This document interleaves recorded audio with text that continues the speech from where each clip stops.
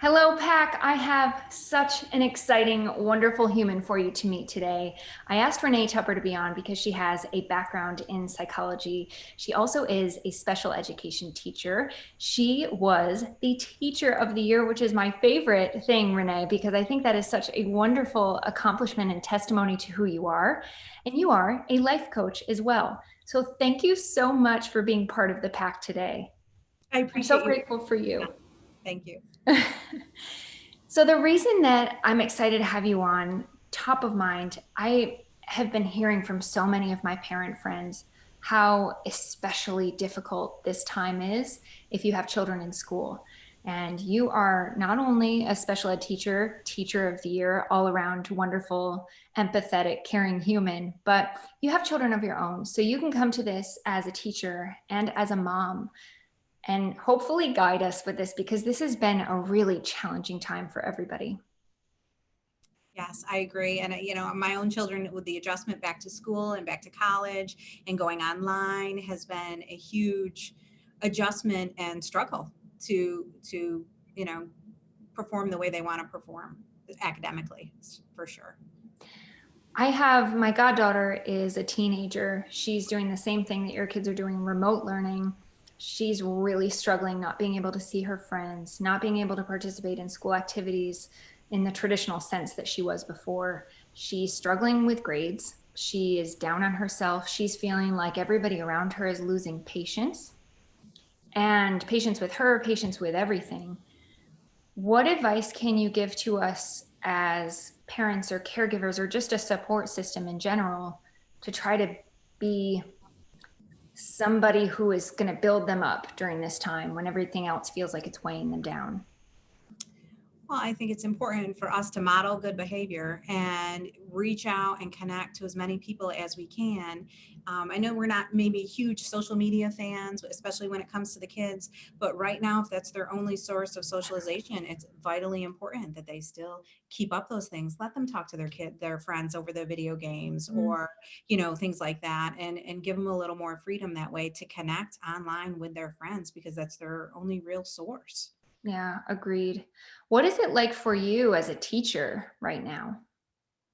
Well, I have students that have been with me for years, that some of them are virtual because their parents were worried about health issues, and Mhm. some of them are traditional school. And I realize that my virtual students are struggling so much.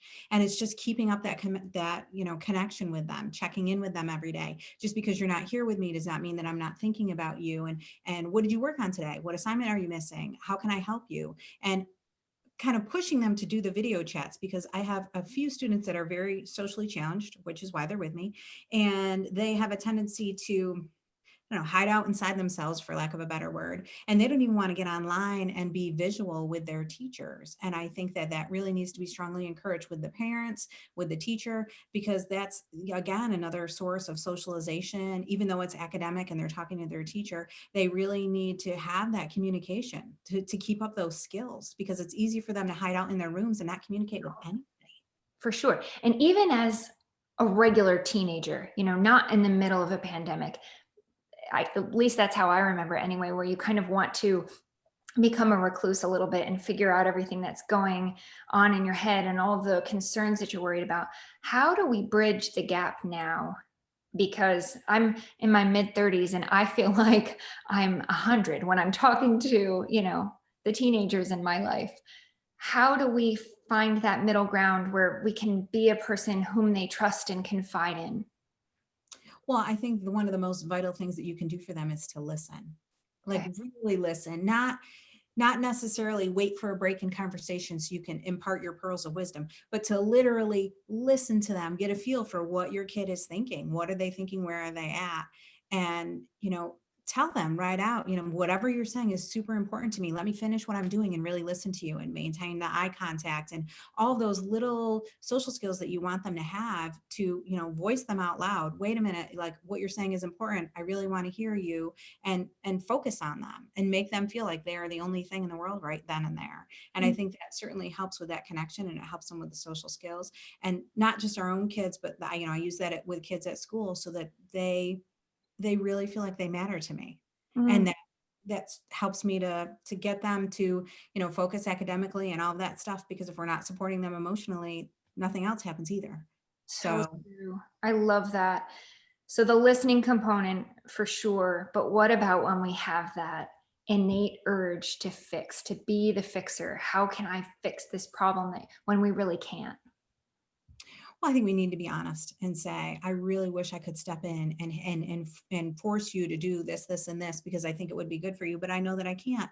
And I know that you're getting older and these are your decisions. And I really hope that you still respect me enough to listen to my opinion and think about what I am saying to you, and then give them some time to mull it over and try again. I think especially with teenagers, you have to give them a little bit and then you have to back off, and then you have to give them a little bit and you have to back off, because it's a constant process building up their trust for you, and to get them to respect your opinion enough to really think about what you're trying to say. Oh, you have such a calming energy with all of your background because you were telling me when we talked before this, you have such an extensive background. Do you mind sharing that with all of us today? Oh, How of you course. got here? I was maybe not the easiest of teenagers myself. So I really wanted to learn after high school how people think, why they do the crazy things that they do, all that stuff. So I graduated with my bachelor's in psychology. Mhm. That was what I went to college for. I really had a passion for it. And so when I graduated, I got into the mental health field and I worked as a geriatric community residence mental health counselor, which was awesome. And so I did that for a little while. And then I was a geriatric social worker. And then I had children and my whole world stopped. Mhm. And so I dedicated 8 years to staying home, which may sound crazy. Mhm. We were super poor, but it was totally worth it. And I would do it again and again. And so when my kids started going back to school, I started volunteering at the school. And then I started subbing and trying to figure out what I was going to be when I grew up. And so I went back and got my master's in teaching and special education, because once I started subbing at the high school, I knew that was it. Like that was where I wanted to be. So that's what I did. I went, back and got my master's in teaching and started working at an alternative school after I graduated. And that was more of an education Mm. than any education I had had anywhere else. And it was awesome. And I loved it. And I really was like, I gravitated towards the kids that were maybe a little more out there, that really needed that extra support and all of that stuff. I love them. They're funny, they're entertaining, they're maybe even a little bit weird, but that's so great about them, that they have all these qualities that sometimes people don't see because they can't get past whatever the behavior issue is at the time. So I love that job. And then my husband got transferred to Mississippi. And I Mhm. was like, oh, great, finally get a job. And, this happens. But it was for the best. And I got a job 2 days after being in Mississippi, which was great, at our local high school. And they wanted me to be their EMD teacher, which is the dealing with students with emotional disabilities. Mhm. So I had to get an additional certification for that. And I've been doing that for the past 8 years Wow. and love, love, love the job. Like I was really meant to be here and love the kids. I've had some really great, encounters with some exceptional kids. And I looked at it and I was like, all the things I do with them, because we talk about social skills and we talk about, regulation, like how to self-regulate, your emotions, your behavior at school, all those kinds of things, how to reflect on yourself so you really have an idea of what's going on in there and that makes it easier to control it. All of those stuff um, really correlates to everybody. So I wanted to know who else I could serve, what else I could give, kind of thing. And so I got into life coaching as well. So now I do both. I teach and I life coach, and it's been really a great experience. Oh, I love your background, and it takes such a special individual to be able to do all of the things that you just told us about and have tackled, and to look at it with such a bright, positive reflection. It's just really beautiful to hear. So you mentioned life coaching, which is what I'm so excited to hear about as well, because this time of year, especially, we're all reflecting on our own backgrounds and thinking, okay, what's next for me? Maybe we're coming out of the season that you're in where our kids have gone back to school and we're looking to tackle a new career, or we're looking to make a big move or a big life change and we need some support. Is that something along the lines of what you would help with, Renee? Yes, yes. Originally, when I thought about life coaching, my kids are getting older and they're starting to leave, and I was like, what am I going to do? Like, I have all this energy and I have all this, like, who do I give this all to? What do I do? And so I was about to be an empty nester. I'm not yet. Still 1 more year, but it's coming and I know that. So I was trying to plan for that. And, you know, how do you reinvent yourself at this age, and what do you do? And which is why I got into life coaching, and I started writing, and those kinds of things. um and I think that having a goal, having an idea of what you want to do is great, but if you don't have any action steps, you don't actually put some kind of plan in place, they're just goals, Mm. which are great, but if you don't actually do anything with them, what good are they? So I help people create action steps. What are the small things that you can do every day to get you closer to what you're trying to accomplish and what you're trying to do? And I hold you accountable. And I don't mean that necessarily, in a negative, you know, mean way, just that, I try to keep you on task with the action steps, encourage you, motivate you, how can we get you just a little bit closer to what you're trying to do? And if you don't know what you're trying to do, how can we figure it out?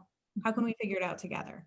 That's Because I exactly what I was going to ask you about, because I think it's wonderful if somebody comes to you with a purpose and they're ready to execute their plan, they just need help with it. But what about the people who maybe have been doing something their whole career and now they're ready to completely reinvent themselves, but they don't know where to begin? What's our first step? What's the next first step to that? How do we come to you with something, a little spark?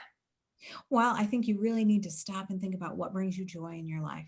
Mhm. What is one thing that you do and every day, or whatever, that brings joy to your life, and how can you do more of that? How can you create more of that feeling? And for me, again, with the life coaching, I came to that conclusion because I like to help people. Mhm. And it probably sounds maybe a little bit selfish, but it it feeds me in a way, knowing that I've impacted somebody, hopefully in a positive way. With the teenagers, especially, you plant a positive seed, hopefully, and a lot of times it doesn't take root for a really long time. But hopefully, in my own heart, I hope I'm helping somebody. And how can I do more of that and feed that need in myself and serve other people? So, I mean, I think you need to look at that. What in your life brings you joy, and how can you create more of that? Oh, and how good does that sound? So for somebody who's watching and or listening and they're saying, "Okay, how do I start? Who is the person who would need a life coach?" Well, I think everybody could benefit from I a know. life coach. I think I could benefit from a I life coach, could. because, but you really need to break it down in the smallest steps, and you need to have somebody talk it out with you, and you need to find who you feel comfortable with, who you connect with, Mhm. um, and really evaluate not where you've been, but where you're trying to go, and then create action steps. And I think everybody could benefit from a life coach. I really Yeah, do. I do too. I was thinking about you when I saw a post from one of my teacher friends on Facebook, and she said, "If you know a teacher today, please give them a virtual hug because it's been a really challenging week." What do you do after a particularly stressful, long, difficult day? How do you get back to you? Um, Sometimes it depends on the day and what exactly is going on. I journal. Hmm. I talk to myself in the car on the way home, just to kind of like, you know, give me a way to get it out and A reflect. debriefing. Hmm. Right, exactly. I call my best friend. She centers me, so you got to have those kind of people in your life. Um, you know, the journaling, and especially the reflection, helps me a lot. I've tried to meditate, but I'm not quite there yet. It's one of those things I'm trying to do, but But they say with that, even 1 minute of meditation can make a world of difference in your mood and get you to that 2 minute marker. So even just starting is good. right, right, right. Renee, is the journaling how you started your book? Because you have published a book on Amazon, and I think that is just an incredible feat in itself. How did you get there? How did you know you wanted to put that out there? Well, I think I've always wanted to write a little bit, but especially when we all started quarantining, I was really missing my kids at school, Mm. honestly, because talking to them online is not the same as seeing them every day and checking in and watching them in the hallway and saying, "Hey, just saw that happen. Are you okay?" So you miss all that connection. And so I was missing them a lot. And I just started writing about them. And then once I started, I journaled about it a little bit. And then I just started writing, and I just needed a way to like dump it out, for lack of a better word. And that's how the book started. And I just started writing and writing. And then I was like, okay, I want to turn this into something. And that I did. And it's not terribly long. It's just the strategies that I use to help my kids. And, I was thinking about different students that have impacted me and that I have learned from and their stories. And so that was how I wrote that book. It really was quarantine, having so much time on my hands and reflecting on my kids at school. And So through that reflection, especially during 2020, what was your biggest takeaway, your biggest aha, the biggest piece that propelled you forward? I would say that I think everybody has something to give. Mhm. Even those kids that maybe are getting in a lot of trouble at school, and there's always something exceptional about them if you look hard enough. Mm. And I think a lot of people miss that. And, I just wanted to find a way to shed some more light on that, on who they are. And I think the biggest thing that I learned is that I learn as much from the kids and their behaviors and the way that they impact me than, as they do from me.